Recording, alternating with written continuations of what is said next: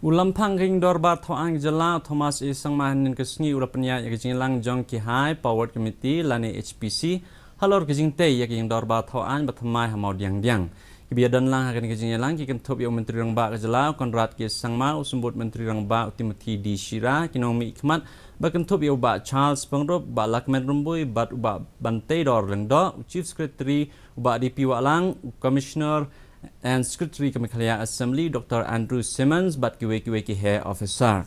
Hadin balawai kini Jingïalang Lamphang lo pentip ba kejing kendo jong ka HPC lani lalong ban kalong ban ai kejing jia menjor lang nakabanta kejing te bathamai ka dom bat kumjo ru ban pentip ya kejing jing sabda ka bakdau ya kejing he jong ka kam. Shushu Lamphang lo pentip ba ya ka design bathamai lapan wandor da ka IIT Rurki bat ka IT Gohoti da ka banru ba ka jing trekam kan sesedang no ula benrap balatung ya ka program monitoring committee kat kum ka jing tha na ka IT Gohoti ha ka kai phot halor ka jing pra ya ka jong ka dom. And also there were some financial approvals also were required because since the scope of work has also been increased.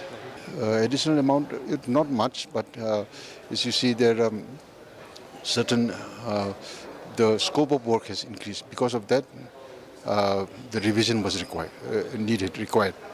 So that has also been approved.